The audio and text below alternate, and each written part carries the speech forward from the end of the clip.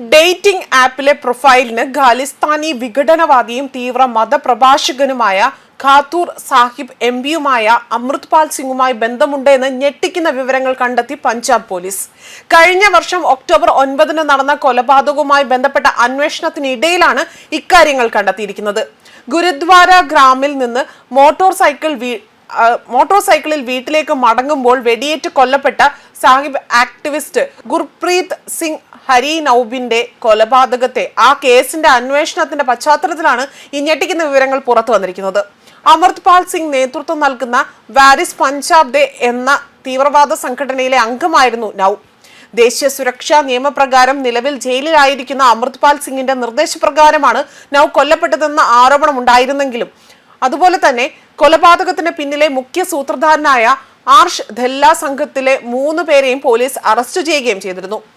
അതേസമയം കഴിഞ്ഞ വർഷം പഞ്ചാബിൽ തന്റെ അനുയായിയെ അറസ്റ്റ് ചെയ്തതിനെ തുടർന്ന് അമൃത്പാൽ സിംഗ് നേതൃത്വം കടുത്ത പ്രക്ഷോഭത്തിലൂടെയാണ് ആരാണ് അമൃത്പാൽ എന്ന ചോദ്യങ്ങൾ ഉയർന്നു വരുന്നത്. കഴിഞ്ഞ വർഷം ദേശീയ സുരക്ഷാ നിയമപ്രകാരം കുറ്റം ചുമത്തപ്പെട്ടതിനെ തുടർന്നുകൊണ്ട് വാരിസ് പഞ്ചാബ് ദി മേധാവിയായ അമൃത്പാൽ സിംഗ് ആസാമിലെ ദ്രിബുഗഡ് ജില്ലയിലാണ് താമസം.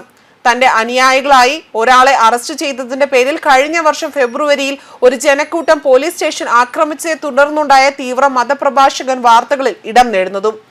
പഞ്ചാബിലെ അമൃത്സർ ജില്ലയിലെ ജില്ലാപൂർ രേഖയിലായിരുന്നു അമൃത്പാൽ വളർന്നത്. 2012 കുടുംബ ബിസിനസ് നടത്താനായി അമൃത്പാൽ ദുബായിലേക്ക് മാറുകയായിരുന്നു.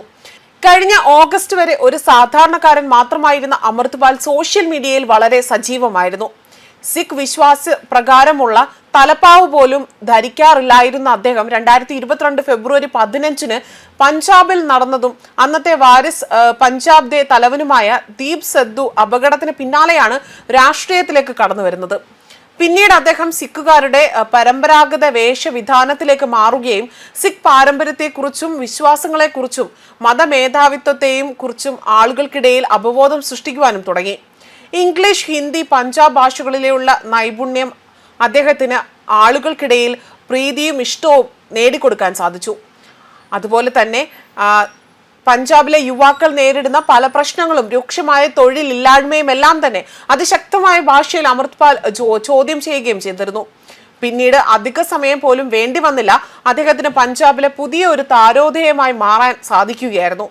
സോഷ്യൽ മീഡിയ താരപദവിയിൽ നിന്ന് ഖലിസ്ഥാൻ നേതാവിലേക്ക് വാരിസ് പഞ്ചാബ് ദേ, അതായത് പഞ്ചാബിന്റെ പിന്തുടർച്ചക്കാർ എന്ന സംഘടനയുടെ നേതാവ് ആകുകയായിരുന്നു.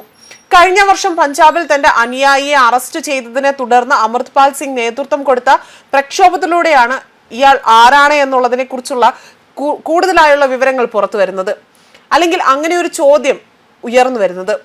പിന്നീട് ഒരു സുപ്രഭാതത്തിൽ വിരിഞ്ഞ നേതാവ് എന്ന വിശേഷണത്തിൽ നിന്ന് ഇന്ത്യയുടെ തിരഞ്ഞെടുപ്പിനെ മുഴുവൻ തന്നിലേക്ക് കേന്ദ്രീകരിച്ച് ശ്രദ്ധ കേന്ദ്രമാവുകയായിരുന്നു അമൃത്പാൽ സിംഗ്. പിന്നീടാണ് ഖലിസ്ഥാൻ നേതാവിന്റെ കുപ്പായമെടുത്ത് അണിയുകയും പിന്നീട് ആരോപണങ്ങൾ വരികയും ചെയ്യുന്നത്. ന്യൂസ് ഡെസ്ക് കർമ്മ ന്യൂസ്.